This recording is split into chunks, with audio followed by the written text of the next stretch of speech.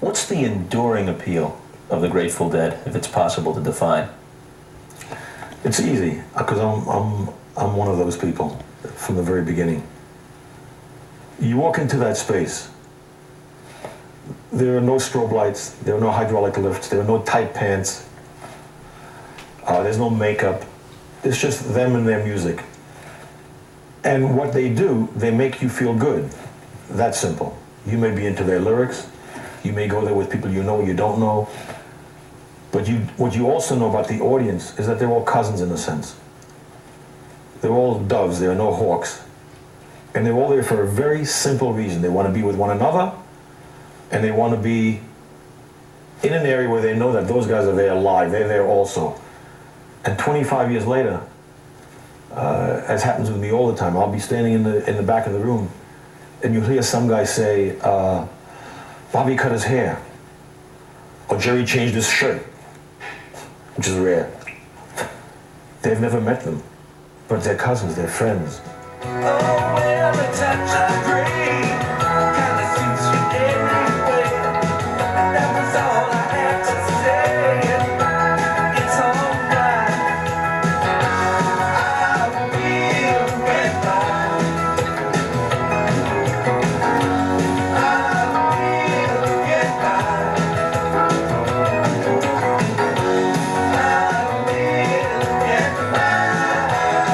I will survive. A cynic might say that it's not necessarily an artistic experience, it's just a hippie's nostalgia trip, and it's not on a higher level than somebody of a different generation going to see the Four Seasons, the Dovells, and the Drifters at an oldies concert. Yeah. I'm not saying I believe that, but I've heard that said. In the Drifters concert, they're sitting in a seat in some 3,000 in the round theater in Podunk. The fans who go there enjoy themselves. They know they're going to enjoy themselves. It's not just sitting in a seat and saying, oh gosh, I remember those days. These are not some people with blue coloring in their hair. They're very much alive. And take a 35-year-old as well as a 15-year-old or a 45-year-old Dead fan. How many 45, 50-year-old people do you know that whenever they want to, they know they can buy a ticket and feel very good?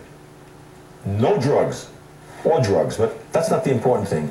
You can go into a space, it's like it's a hot tub, it's a public hot tub, it's a schwitz. You really feel good. Well, that's what that does to a lot of people. And you know what? It's very healthy. They're also very much involved in their community, raising hundreds of thousands of dollars every year. They just passed, 10, 12 years ago, they formed an organization called the Rex Foundation. And we do these fundraisers with them. And they dispense those monies every year. We have a board of directors meeting, and I'm proud to be on that board. They just passed the $5 million mark. Just out there to community needs. They're still very real, that's what I'm saying. They're the remnant of the 60s. That's proof that there was that time, you see. You said last night that Otis Redding was the single best you've ever seen. His career was that short. What was it about? I never saw him on stage. 6'3", extremely handsome, in heat. He got on stage, he was in heat. And very much a man of passion and of romance.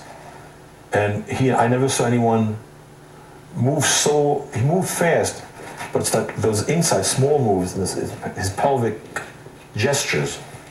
I've been loving you too long, and I don't want to stop now. Oh. One more time, do it just one more time, one more.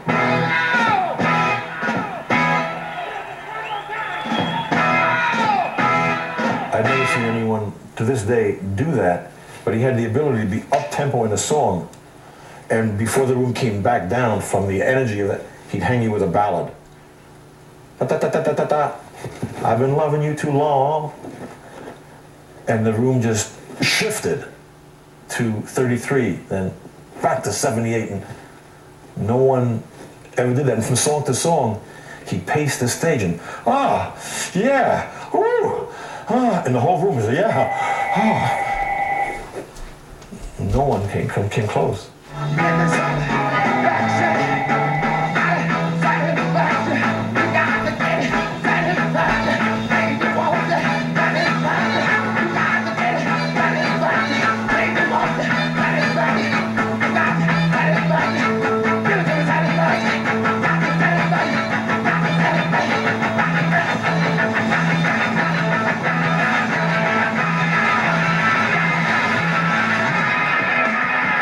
He was so respected, the only artist in all these years that when we talked about booking him, and I had to go to Macon because he didn't want to come, I had to talk to him and his manager, Phil Walden, at the time.